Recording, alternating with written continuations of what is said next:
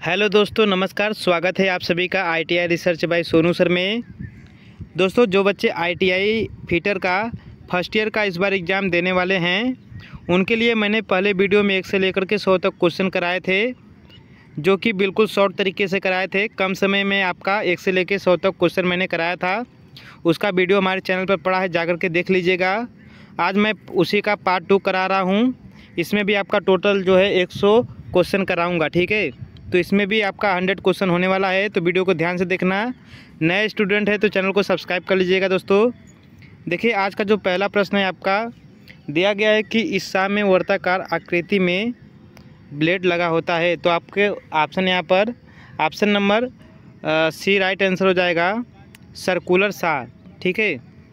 अगला प्रश्न दिया गया है कि इस शाम में एंडलेस ब्लेड लगा होता है। तो कौन से शाम में एंडलेस ब्लेड लगा होता है? तो आपका option number D right answer हो जाएगा। बी और सी यहाँ पर कंटूर सा और फ्लेक्सिबल सा, ये आपके दोनों राइट आंसर हो जाएंगे।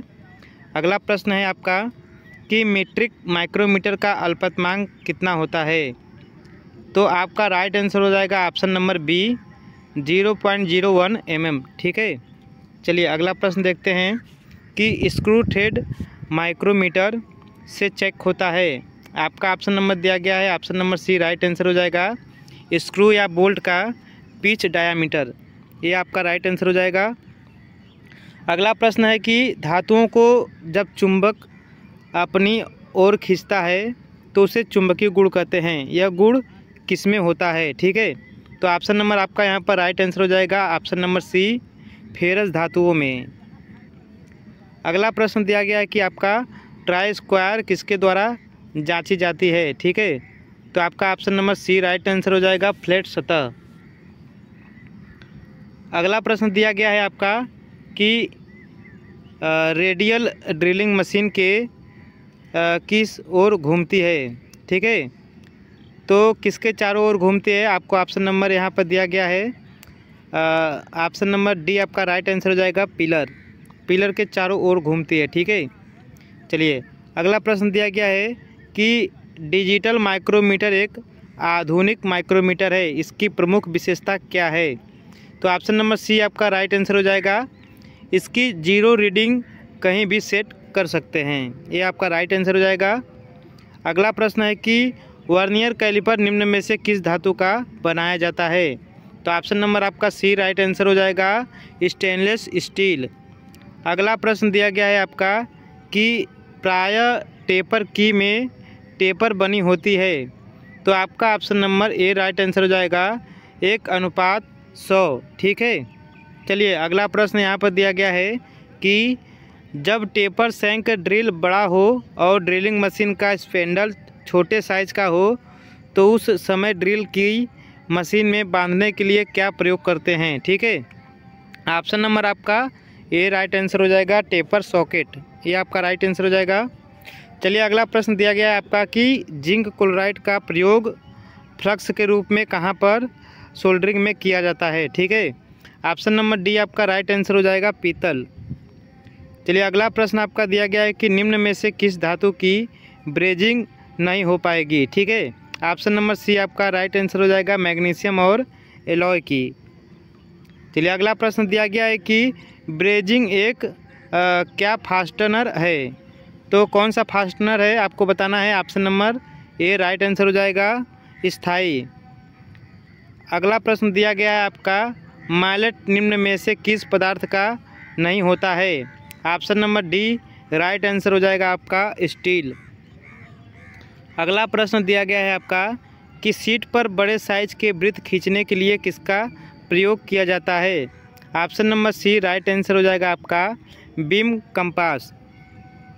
अगला प्रश्न दिया गया है कि यह सफ़ेद रंग की हल्की सीट होती है, ठीक है। यह संक्षारण एवं रगड़ घर्षण का अत्यधिक प्रतिरोधक है। इसका प्रयोग रेफ्रिजरेटर ट्रे, प्रकाश के फिक्सचर और खिड़की, विद्युतीय या यातायात उद्योगों में किया जाता है, ठीक है। तो क्या प्रयोग किया जाता है? तो ऑप्शन नंबर आपका ए राइट आंसर हो जाएगा, एल्युमिनियम सीट।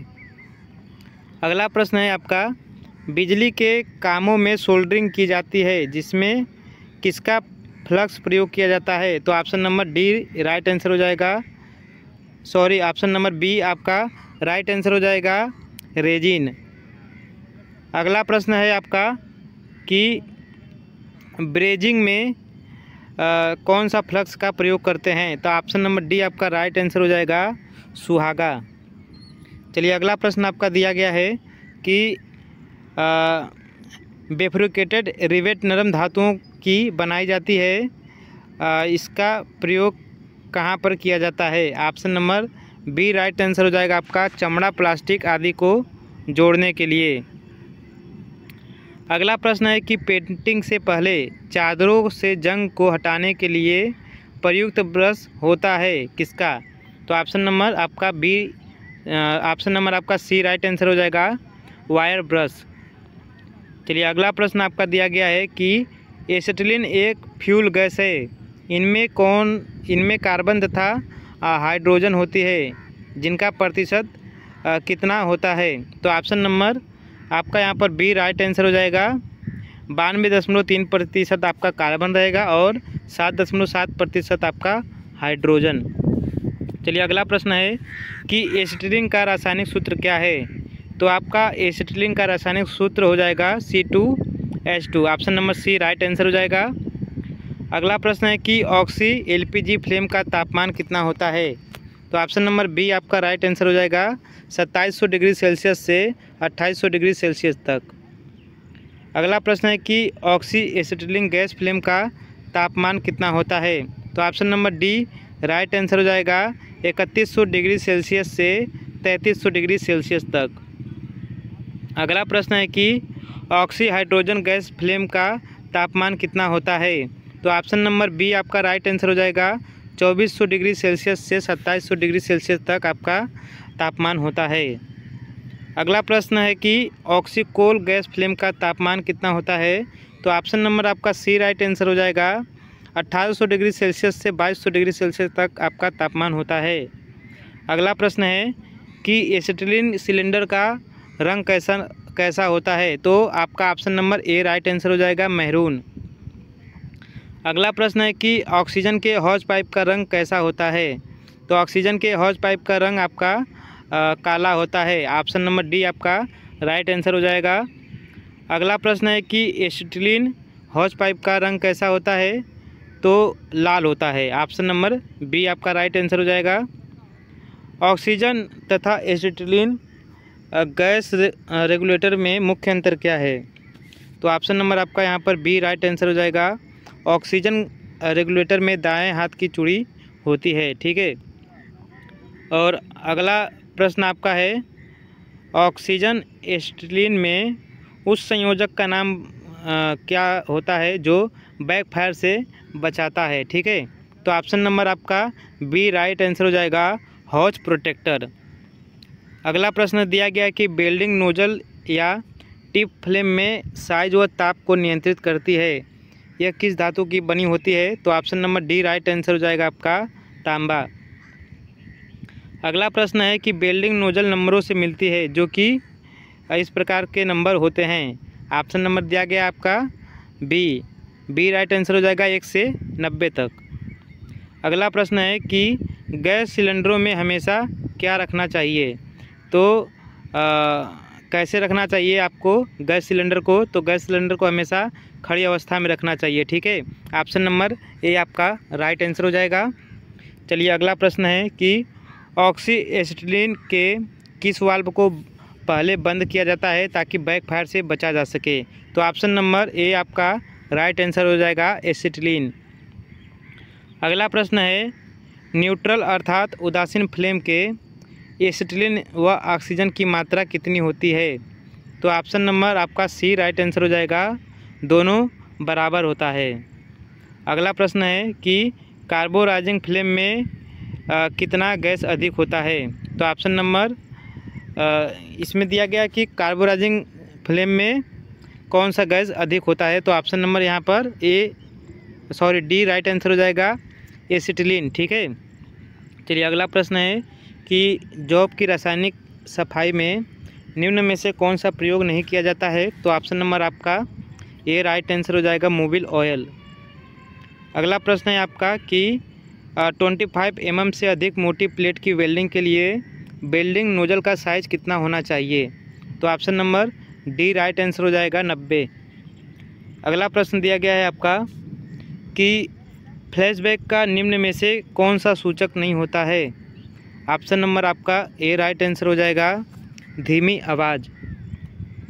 अगला प्रश्न दिया गया है आपका सिल्वर सोल्डरिंग में तापमान कितना रखा जाता है? तो ऑप्शन नंबर आपका यहाँ पर बी राइट आंसर हो जाएगा, 600 डिग्री सेल्सियस से 850 डिग्री सेल्सियस तक रखा जाता है। अगला प्रश्न दिया गया है कि सिल्वर ब्रेजिंग में चांदी की मात्रा कितनी होती है? तो ऑप्शन नंबर आपका सी राइट आंसर हो जाएगा, 40 से 60% आपका मात्रा इसमें रखी जाती है। अगला प्रश्न है कि यह एक वेल्डिंग ट्रांसफार्मर है जो एसी को डीसी में बदल देता है। तो आपका option number C right answer हो जाएगा, रेक्टिफायर। अगला प्रश्न दिया गया है आपका कि उचित आर्क में इलेक्ट्रिक टिप और जॉब की सतह के बीच की दूरी इलेक्ट्रोड कोर वायर के व्यास के कितना होता है? ठीक है, तो ऑप्शन नंबर आपका यहाँ पर बी राइट आंसर हो जाएगा, बराबर। अगला प्रश्न आपका दिया गया है यहाँ पर कि स्ट्रेट पोलरिटी में इलेक्ट्रोड नेगेटिव टर्मिनल से और जॉब पॉजिटिव टर्मिनल से जुड़े होते हैं, इसमें तापमान कितना होता है? तो ऑप्शन नंबर आपका यहाँ पर सी राइट आंसर हो जाएगा, 34% आपका इलेक्ट्रोड होता है और 66% आपका जॉब पर तापमान होता है। Option number C right answer हो जाएगा। अगला प्रश्न है कि रिवर्स पोलरिटी में अधिक ताप कितना में होता है? ठीक है, तो ऑप्शन नंबर आपका बी राइट आंसर हो जाएगा, इलेक्ट्रोड पर। इसमें क्या होता है कि आपका इलेक्ट्रोड पर सबसे अधिक तापमान होता है। ठीक है, ऑप्शन नंबर बी आपका राइट आंसर हो जाएगा। अगला प्रश्न है कि रिवर्स पोलरिटी प्रयोग की जाती है कब? तो ऑप्शन नंबर सी है, पतली जॉब की वेल्डिंग के लिए। अगला प्रश्न है स्ट्रेट पोलरिटी का प्रयोग कब करते हैं?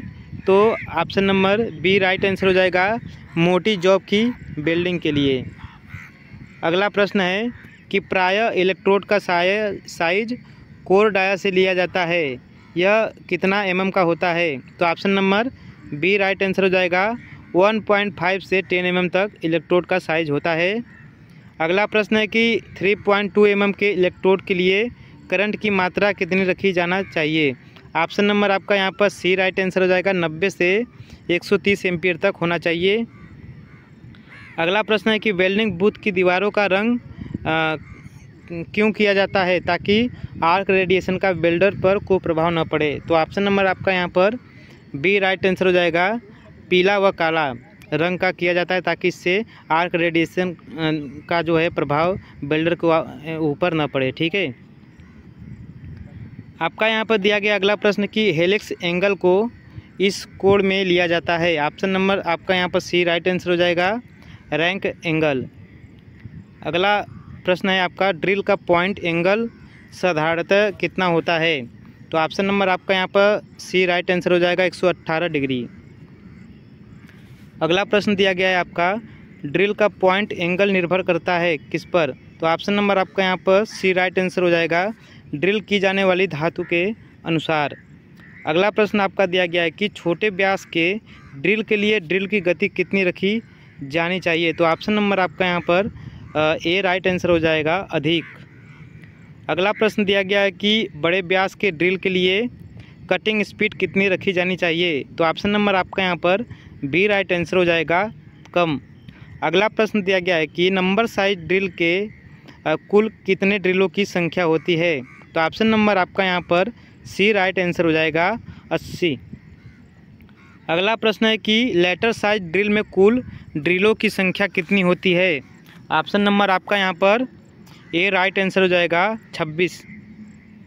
अगला प्रश्न है कि फ्लैट ड्रिल निम्न में से किस धातु का बनाया जाता है?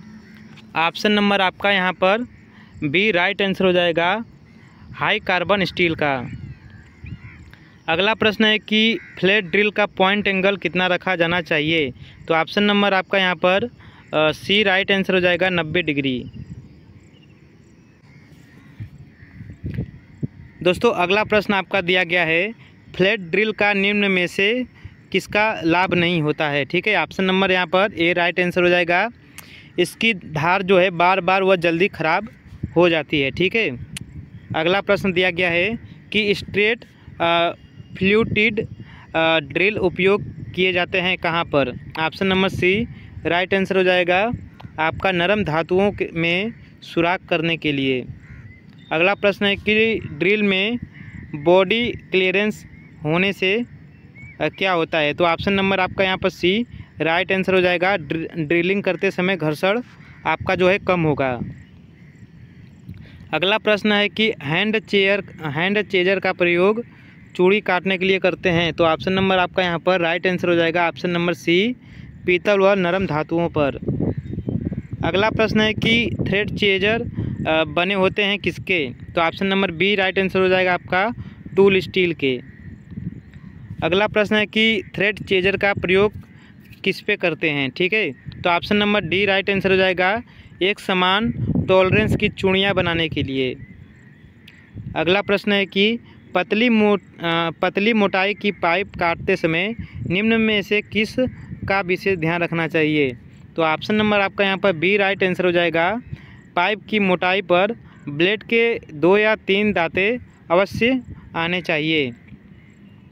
अगला प्रश्न है कि रीमर का प्रयोग निम्न में से किस में किया जाता है। Option number C right answer हो जाएगा, सुराख को साफ व बड़ा करने के लिए। चलिए अगला प्रश्न दिया गया है कि होल के एक सिरे को तिरछा करने की क्रिया को क्या कहते हैं। Option number D right answer हो जाएगा, काउंटर सिकिंग। चलिए अगला प्रश्न है कि कौन सा कथन रीमर से संबंधित नहीं है। तो option number C right answer हो जाएगा, किसी भी मशीन प्रोफाइल को फिनिशिंग करना। ठीक है, चलिए अगला प्रश्न दिया गया है कि ड्रिल का सॉफ्ट प्रयोग किया जाता है किस पे। तो ऑप्शन नंबर आपका सी राइट आंसर हो जाएगा, ड्रिल को मशीन स्पिंडल से बाहर निकालने के लिए। अगला प्रश्न आपका दिया गया है कि चीजल का कटिंग एज कॉन्वेक्स शक्ल में इसलिए ग्राइंड होता है ताकि। ऑप्शन नंबर आपका राइट आंसर हो जाएगा सी, कटिंग पॉइंट धातु में सही घुस जाए तथा चीजल चोट लगने पर उछल न सके। अगला प्रश्न है कि टैप निम्न में से किस धातु के बनाए जाते हैं। ठीक है, तो option number C right answer हो जाएगा आपका, हाई स्पीड स्टील। अगला प्रश्न है कि बोटमिंग टैप की कितनी से कितनी चूड़ियाँ चैम्फर होती है। ठीक है, तो option number D right answer हो जाएगा, 1 से 2। अगला प्रश्न है कि इंटरमीडिएट टैप की कितनी से कितनी चूड़ियाँ चैम्फर होती है। तो option number A right answer हो जाएगा, 3 से 5। अगला है कि टेपर टैप की कितनी से कितनी चूड़ियाँ चैम्फर होती है। Option number A right answer हो जाएगा, 6 से 10। अगला है आपका कि बाहरी चूड़ियाँ काटने के लिए कटिंग टूल का प्रयोग करते हैं किसका। ऑप्शन नंबर आपका डी राइट आंसर हो जाएगा, डाई। चलिए अगला प्रश्न देखते हैं कि खराब चूड़ियों को ठीक किया जाता है किसके द्वारा। ठीक है, option number B right answer हो जाएगा आपका, एडजस्टेबल डाई। चलिए अगला प्रश्न है कि टूटे हुए टैप को निकाला जाता है किसके द्वारा। तो option number C right answer हो जाएगा आपका, टैप स्ट्रक्चर द्वारा। अगला प्रश्न है कि पतली सीटों में सुराख करने की प्रक्रिया को क्या कहते हैं। Option number C right answer हो जाएगा आपका, ट्रिपेनिंग। अगला प्रश्न है कि मशीन रीमर व हैंड रीमर में अधिकांश असामान्य दांते होते हैं, इसमें कौन सा होता है। तो option number C right answer हो जाएगा आपका, चैटरिंग कम। अगला प्रश्न है कि कुछ रीमर एक ही खंड में बनाए जाते हैं जबकि कुछ रीमर 2 खंडों में बने होते हैं, जिसमें शंक व बॉडी अलग अलग धातुओं की बनी होती है। तो कौन सी धातुओं की बनी होती है। ऑप्शन नंबर आपका ए राइट आंसर हो जाएगा, हाई कार्बन स्टील और आपका हाई स्पीड स्टील। ठीक है, अगला प्रश्न है कि स्क्रैपर एक कटिंग टूल है, यह किस धातु के बनाए जाते हैं। तो option number B right answer हो जाएगा, हाई कार्बन स्टील के। अगला प्रश्न है कि जब ग्राइंडर व्हील शीशे की तरह चमकता है तो उसे क्या कहते हैं। ठीक है, तो option number D right answer हो जाएगा आपका। ग्लेजिंग ऑफ व्हील कहते हैं इसको। अगला है कि सेंट्रल लेस ग्राइंडिंग में किसका दोष आता है? Option number B right answer हो जाएगा आपका लोबिंग का। अगला प्रश्न है कि पेडेस्टल ग्राइंडर पर की जाने वाली ग्राइंडिंग को क्या कहते हैं? तो option number B right answer हो जाएगा आपका हैंड ऑफ हैंड ग्राइंडिंग। अगला प्रश्न है कि लोहे का सबसे शुद्ध रूप क्या है? तो लोहे का सबसे शुद्ध रूप आपका रॉट आयरन होता है। Option number A right answer हो जाएगा। अगला प्रश्न है कि कार्बन की मात्रा किस धातु में सबसे अधिक होती है? तो option number B right answer हो जाएगा कास्ट आयरन में। अगला प्रश्न है कि फिलर गेज की प्रत्येक पत्ती पर उसका साइज लिखा होता है, यह किसको प्रकट करता है? तो ऑप्शन नंबर आपका यहाँ पर बी राइट आंसर हो जाएगा पत्ती की मोटाई का।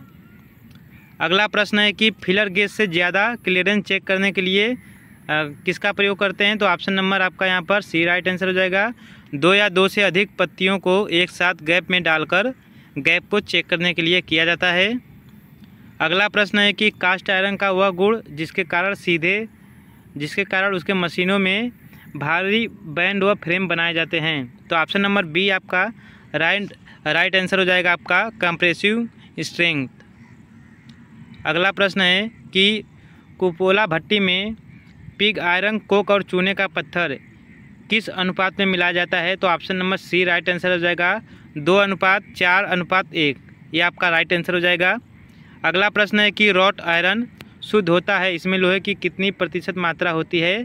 तो ऑप्शन नंबर ए आपका हो जाएगा 99.9% आपका इसमें लोहे की शुद्धता होती है। चलिए अगला प्रश्न है कि ग्रे कास्ट आयरन में आपका क्या होता है? ठीक है, ग्रे कास्ट आयरन में आपका option number A right answer हो जाएगा हाई कंप्रेसिव स्ट्रेंथ आपका इसमें होता है। अगला प्रश्न है कि chilled cast iron white cast iron से तैयार किया जाता है, इसमें आपका क्या होता है? तो option number B right answer हो जाएगा। यह आपका बाहरी सतह तुरंत ठंडा करके हार्ड कर देता है। ठीक है, ये आपका राइट आंसर हो जाएगा। अगला प्रश्न है कि क्रेन हुक बनाए जाते हैं, तो किसके बनाए जाते हैं? ऑप्शन नंबर ए आपका हो जाएगा रॉट आयरन के। अगला प्रश्न है आपका बेसिमर प्रोसेस से तैयार स्टील का नाम क्या होता है? तो option number D right answer हो जाएगा आपका माइल्ड स्टील। अगला प्रश्न है आपका कि नोडुलर कास्ट आयरन को निम्न में से किस नाम से जाना जाता है? ठीक है, तो ऑप्शन नंबर डी आपका राइट आंसर हो जाएगा चिल्ड आयरन के नाम से इसको जाना जाता है दोस्तों। अगला प्रश्न है आपका जिस स्टील में 35% या उससे अधिक निकल होती है उसे क्या कहते हैं? ठीक है, तो उसे आपका इनवार स्टील कहते हैं। ठीक है, ऑप्शन नंबर आपका यहाँ पर सी राइट आंसर हो जाएगा। दोस्तों आज मैंने 100 क्वेश्चन कराए हैं, इसके पहले वीडियो में मैंने 100 क्वेश्चन कराए थे। वीडियो अच्छा लगा तो लाइक और शेयर कर दीजिएगा।